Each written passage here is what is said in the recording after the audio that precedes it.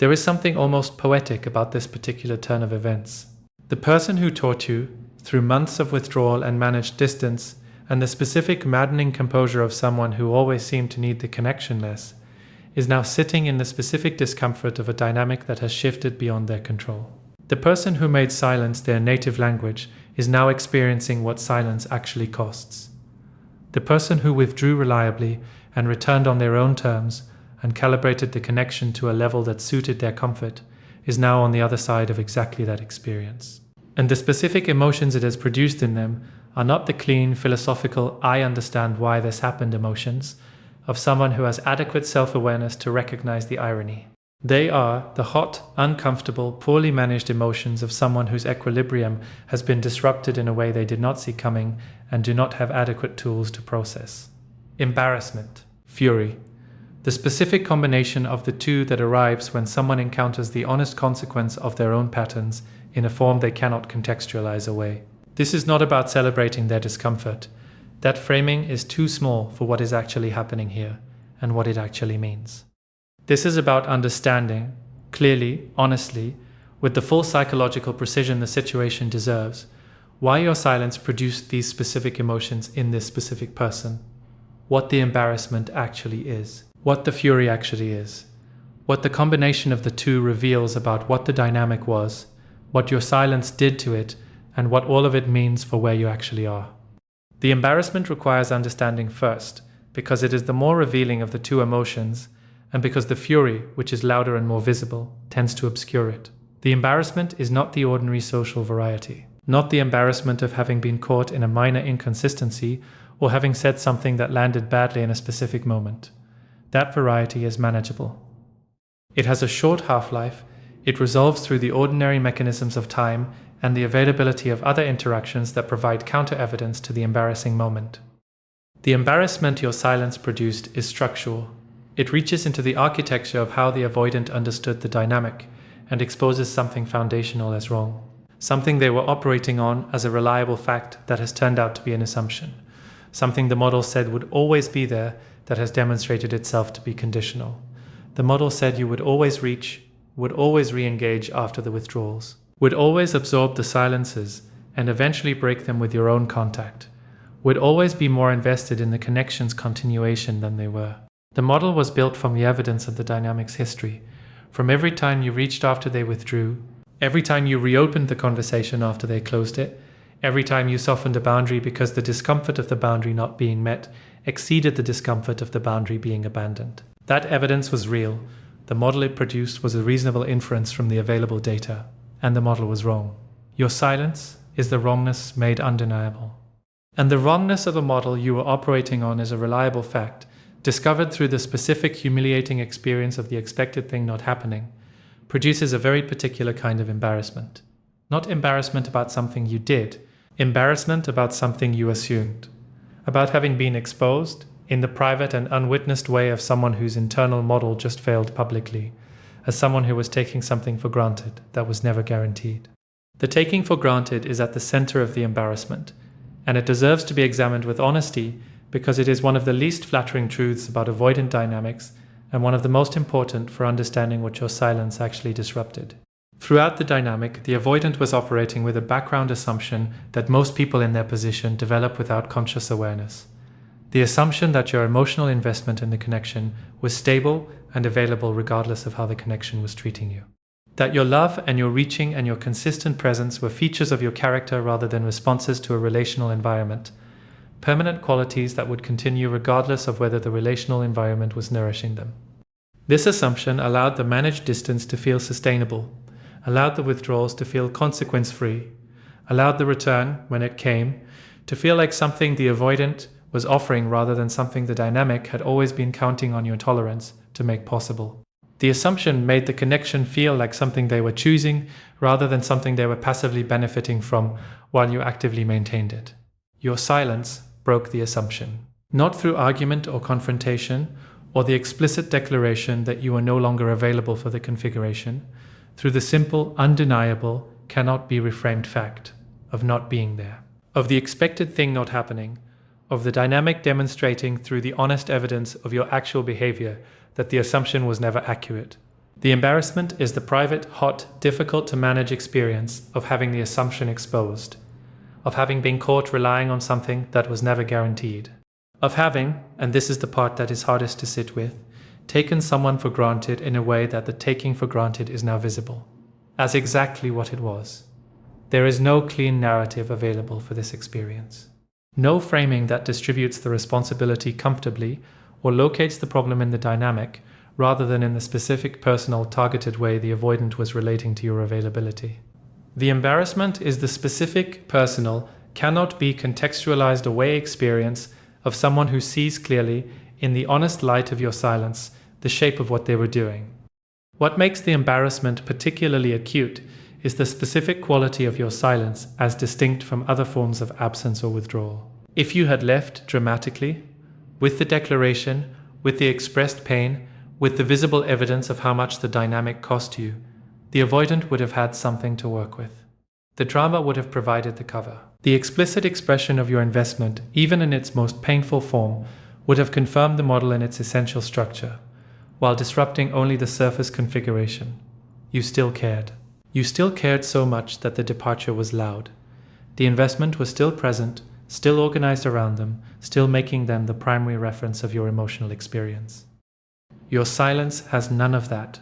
Your silence is quiet, entirely uncomfortably quiet. It does not announce itself. It does not provide the confirmation of caring that dramatic departure always, paradoxically, provides. It simply is. The specific, featureless, entirely unnegotiable quality of an attention that has genuinely moved elsewhere, that is not organized around them anymore, that is not performing the absence of caring while actually caring very much, that is simply, completely, honestly elsewhere. This quality of silence is the one the avoidance management strategies have the least adequate response to. The dramatic departure can be waited out, can be re-engaged, can be met with the warmth and the apparent openness that the expressed pain was asking for. The quiet absence cannot be waited out in the same way because it is not asking for anything.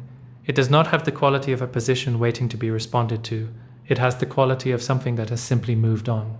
And the simple moving on, genuine, unperformed, without the organizing drama that would keep them as your primary reference, even in your departure, is the most specific and most embarrassing possible confirmation of what the model got wrong. You did not leave because you were too invested to stay. You left because the investment genuinely, honestly shifted. The model was not just wrong about whether you would leave, it was wrong about the nature of your investment itself.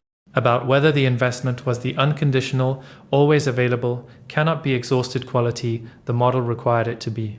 It was not. It never was. It was a genuine, finite, responsive resource that was being spent without adequate return for long enough that it eventually honestly found better uses for itself. And the silence is the evidence of that. Quiet, complete, and entirely sufficient to expose the assumption for what it was. The fury arrives on the heels of the embarrassment with a specific and recognizable function. It arrives to do something about the embarrassment, to give it direction, to convert the inward, exposed, difficult to inhabit quality of being seen in the wrong assumption into something that has an external address, something that points away from the self and toward you. Because the embarrassment, left as embarrassment, requires the avoidant to stay in the specific, uncomfortable self-confronting experience of having taken something for granted and being wrong about the reliability of what they were taking for granted. To sit in the honest accounting of their own behavior and what it produced. To hold the mirror that your silence constitutes without flinching away from what the mirror reflects.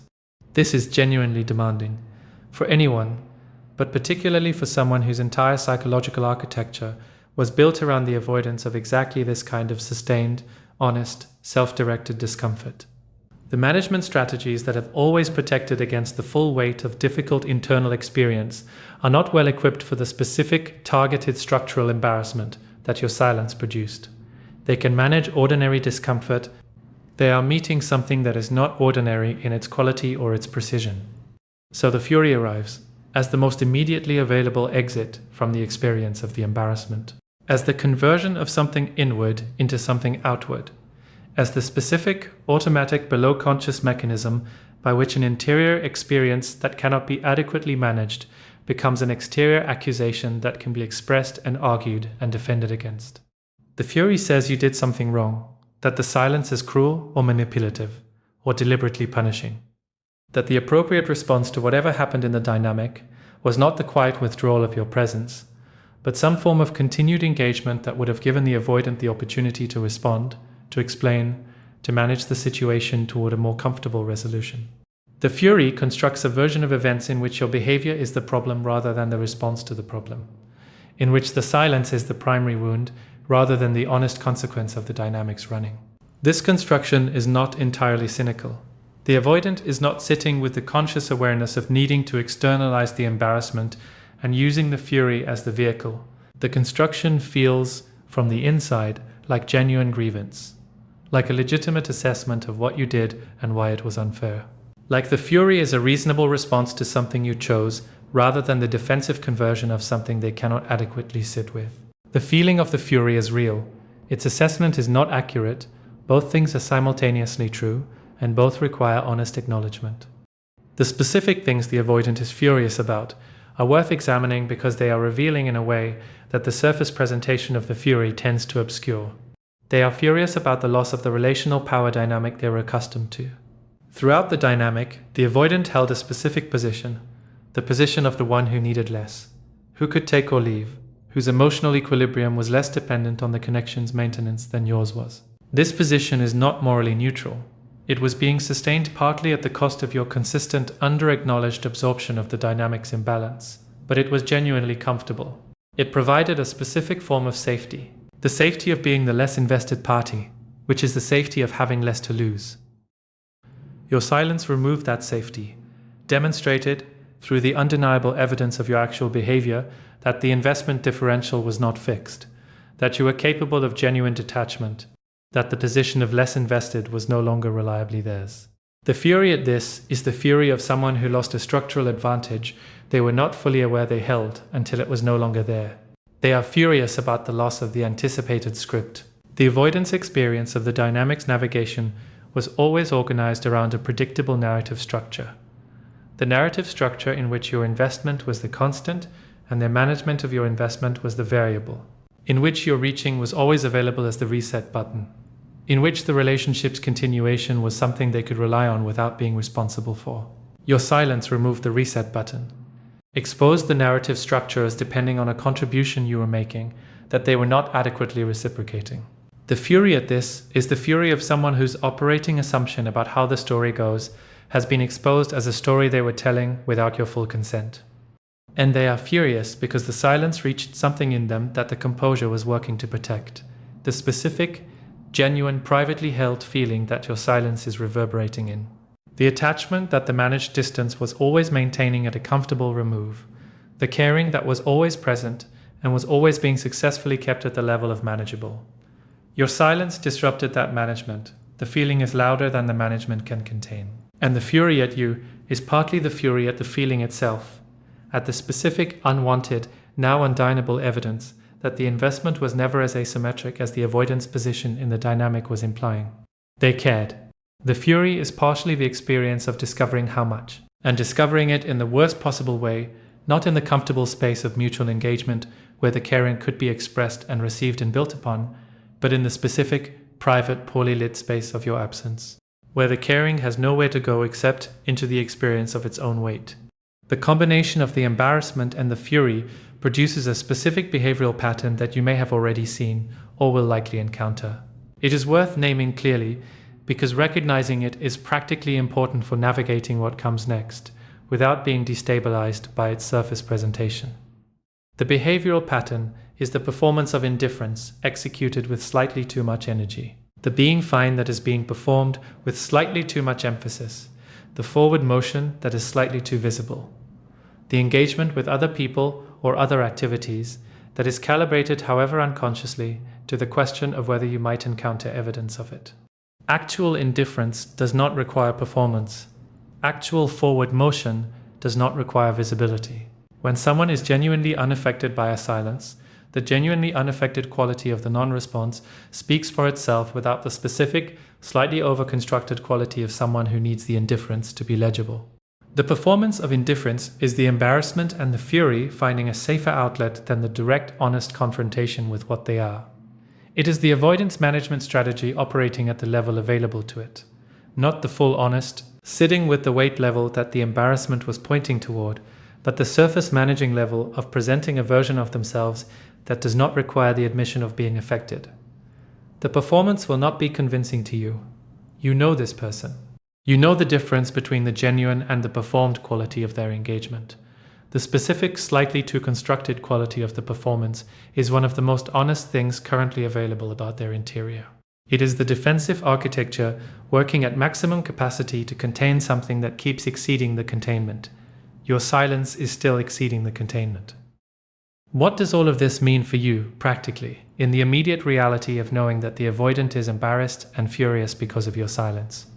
The first thing it means is confirmation. Confirmation that the silence was real enough to matter, that the dynamic was not the neutral, easily exited without consequence configuration that the avoidance composure during it was implying, that your presence was significant enough that its genuine removal produced a genuine disruption rather than the comfortable resolution of an arrangement that was always easily disposable. The silence landing the way it landed is the honest measure of what you were worth in the dynamic, not the measure that the dynamic surface was offering while it was running. The actual measure, the one visible in the specific quality of disruption your absence produced. The second thing it means is clarification about where you actually are. The embarrassment and the fury are happening in their experience.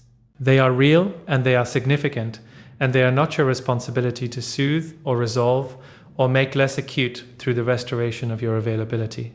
They are the natural, honest, entirely predictable consequence of a dynamic that was running on an assumption that was never accurate being confronted with the undeniable evidence of its own inaccuracy. You did not create the assumption, you simply stopped confirming it. And stopping the confirmation of a false assumption is not cruelty, it is honesty. The most specific and most undeniable form of honesty available. The kind that does not require words because the behavior itself is the statement. The third thing it means is the specific practical awareness that the embarrassment and the fury will produce behavior that is aimed at you, directly or indirectly, through whatever channels the management strategies find available. The performance of indifference. The possible narrative rewriting in which your silence is framed as the primary wound, the potential contact that arrives with the specific quality of something trying to restore a configuration while performing not trying to restore a configuration. All of these are the embarrassment and the fury finding their outlets. None of them require you to reorganize your response to the situation. None of them constitute evidence that your silence was wrong. None of them change the honest accounting of what the dynamic was and what it cost, and what the silence was the honest response to. They are simply the sound of a system encountering its own consequence. Real, human, entirely understandable from the psychological position the avoidant is in, and entirely separate from the question of what you do next.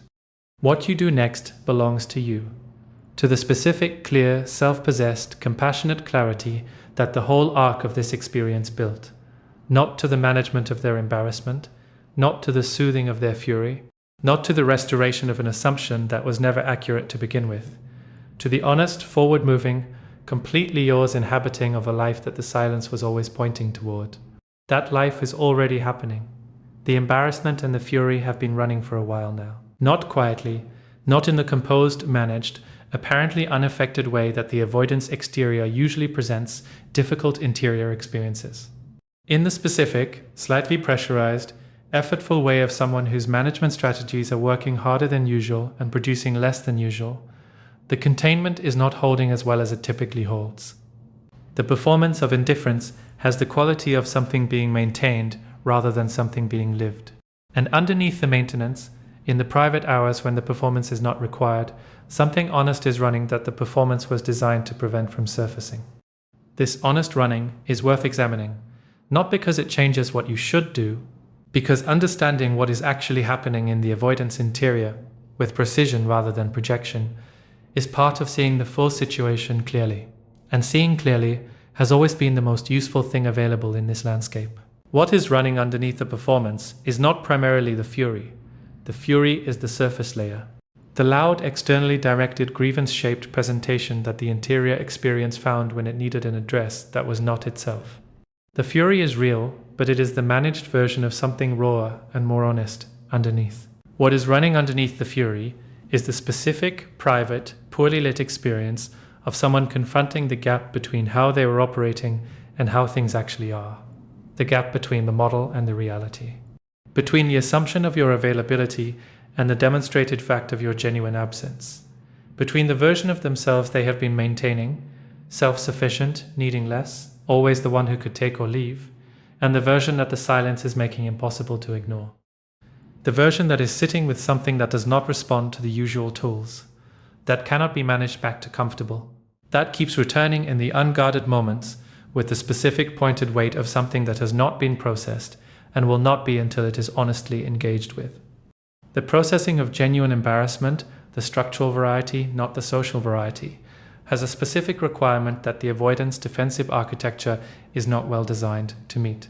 It requires the honest attribution of the feeling to its actual source, not to external circumstances, not to your behavior as the primary cause, to the gap between the assumption and the reality, to the specific personal accounting of what was being assumed and why the assumption was being made, and what the assumption required from you that you were never explicitly asked to provide. Most avoidants in this position attempt the processing without the honest attribution. They process the discomfort at the level of the dynamic, rather than at the level of their own patterns within the dynamic. They examine what happened between you, rather than what they were doing that made what happened possible. They locate the experience in the relationship rather than in themselves. This partial processing produces partial relief. The acute phase of the embarrassment reduces. The fury has somewhere to go and goes there. The narrative reconstruction provides a more comfortable story than the honest accounting would.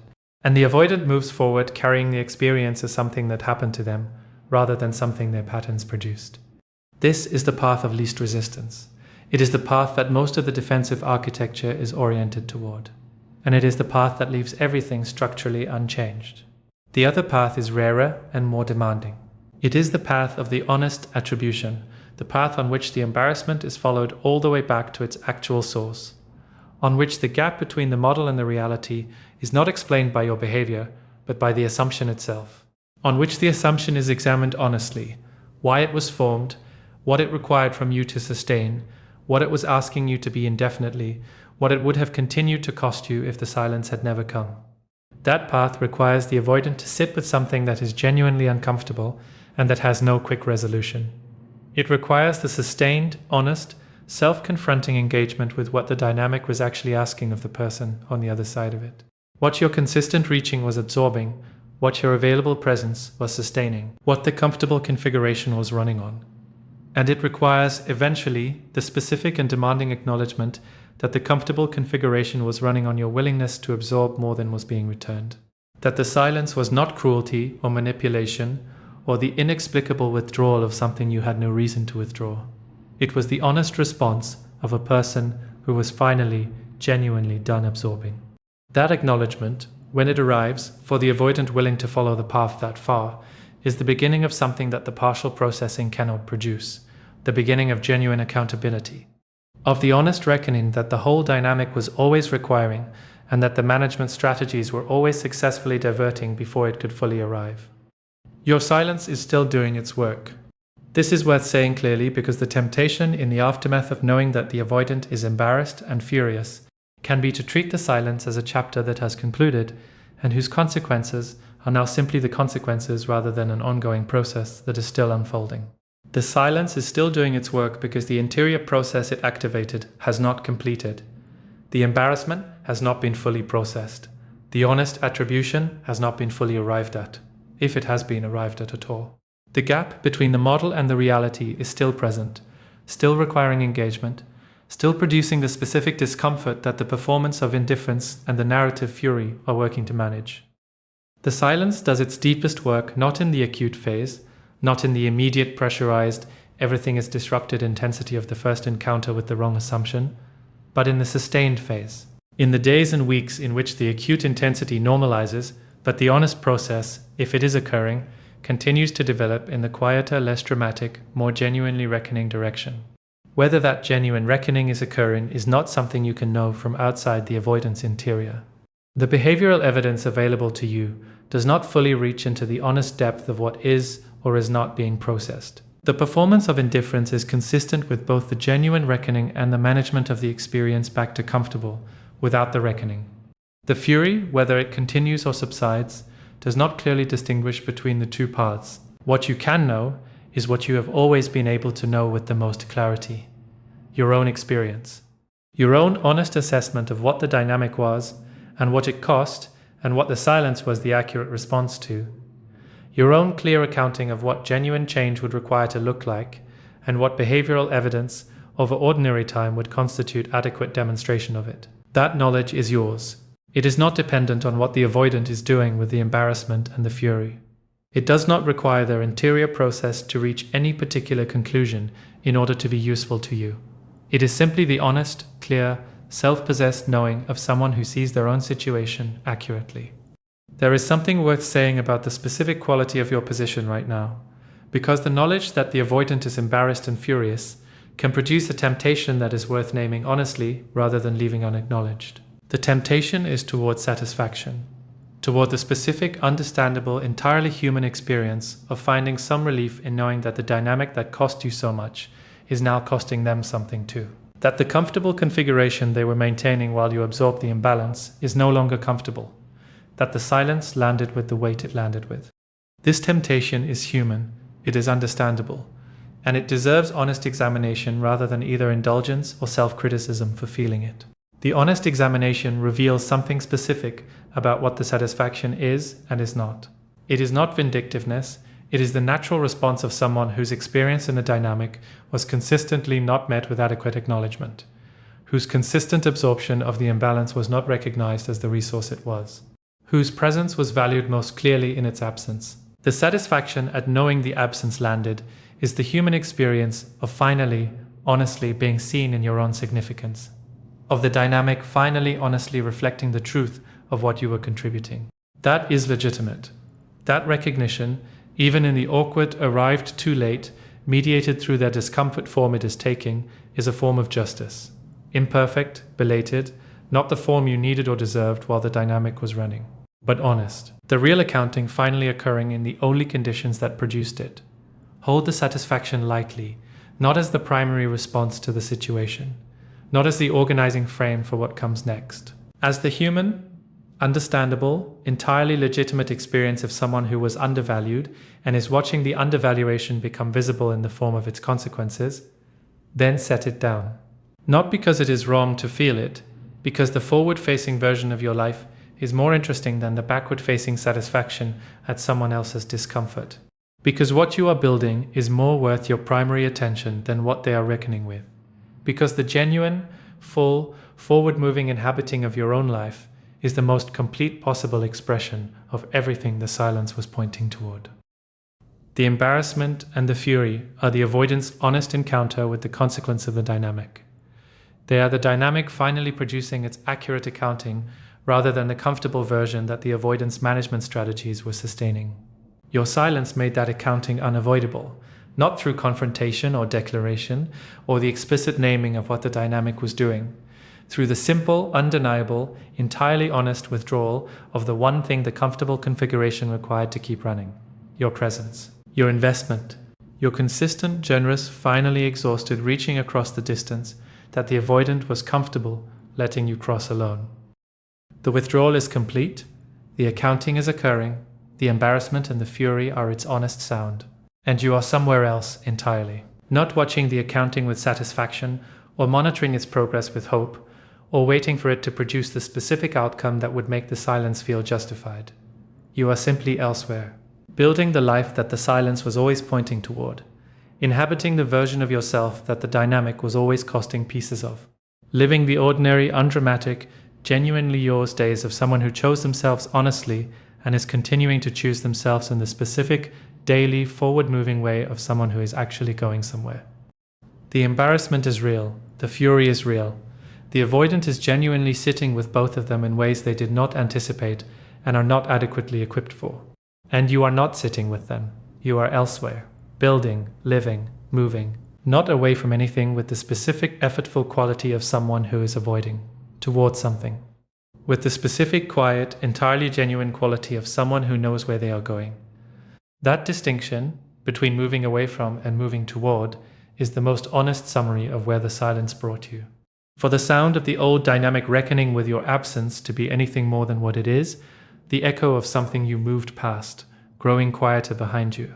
As you keep going, the growing quieter is not immediate. This is worth saying honestly because the language of moving forward and building toward and going somewhere can create an impression of clean, linear, uninterrupted progress that does not match the actual texture of what recovery from a difficult dynamic feels like from inside it. The actual texture has interruptions, has the specific unwelcome quality of the echo catching up sometimes, of a moment when the distance you have built between yourself and the old dynamic is suddenly less than it seemed.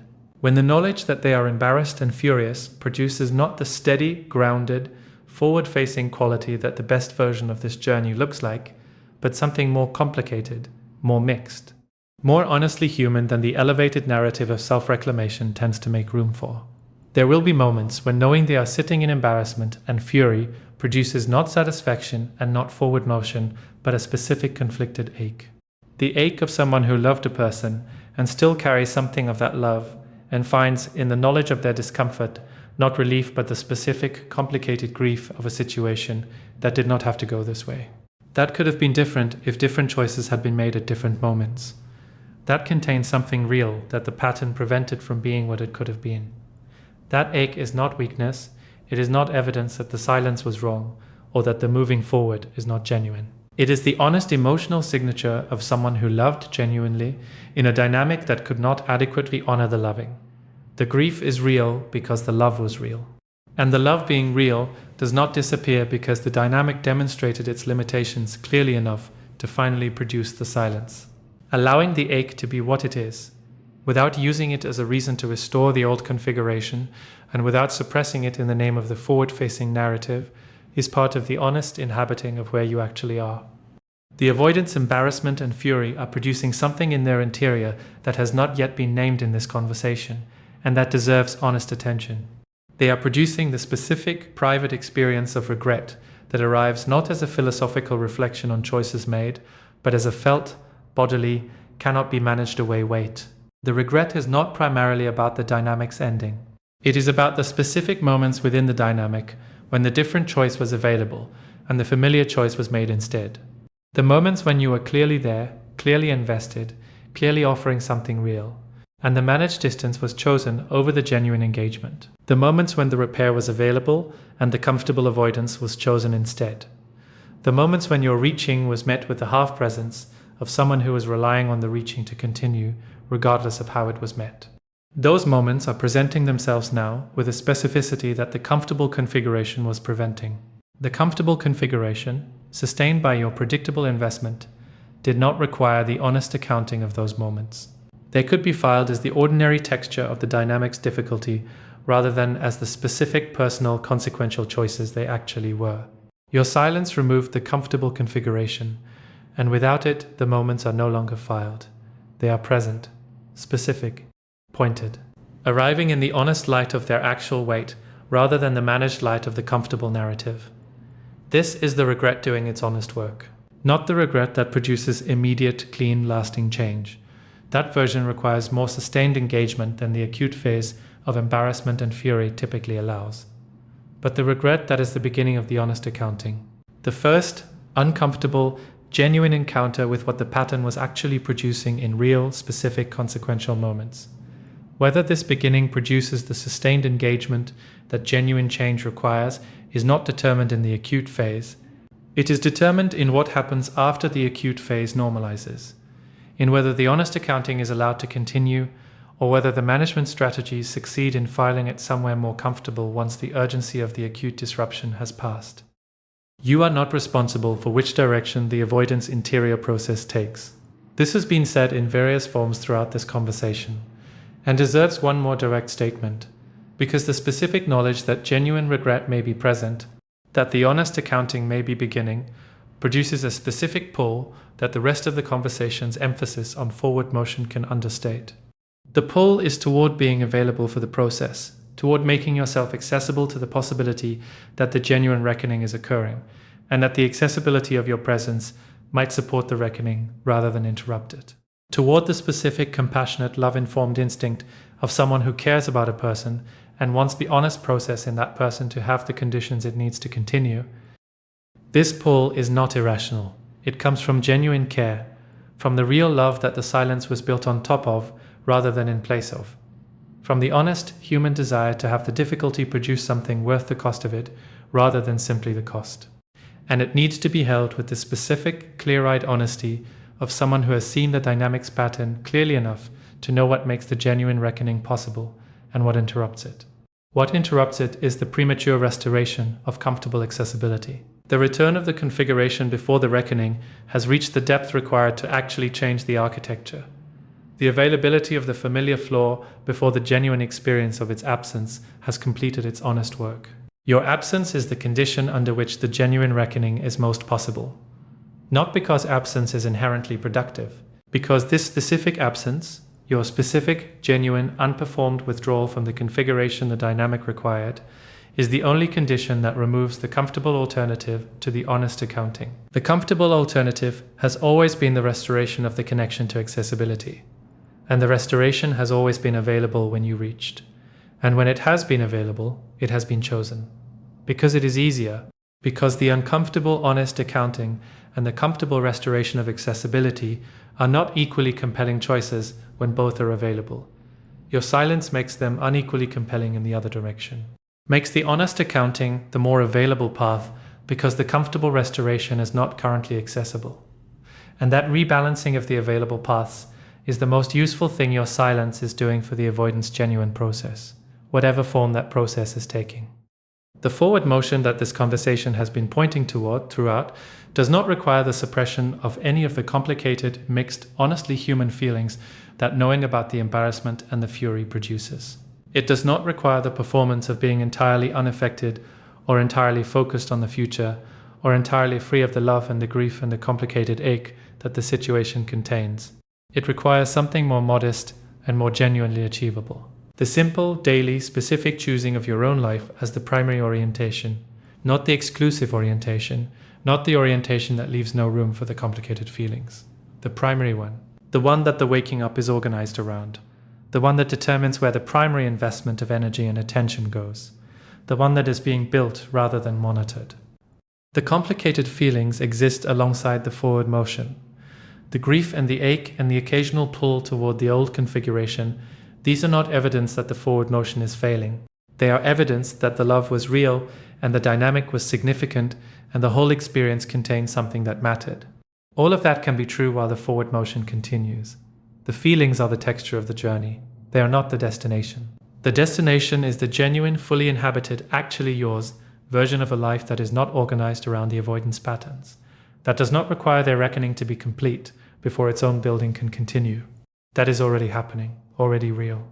Already producing the specific, quiet, daily evidence of someone who chose themselves and is continuing to choose themselves in the ordinary, undramatic, entirely genuine way of someone who is actually going somewhere. The echo of the embarrassment and the fury grows quieter as that destination becomes more familiar. Not because the feelings disappear, because the primary orientation shifts and stays shifted. Because the choosing accumulates. Because the building produces something that is genuinely more compelling than the monitoring of the old dynamics consequences. That is where you are going. Where you have been going. Where each ordinary day of the honest, forward-moving, completely yours inhabiting of your own life has been pointing. The embarrassment and the fury are behind you, not because you ran from them, because you walked steadily, honestly, in the other direction, and kept walking, and are still walking, and the walking itself is the answer to all of it.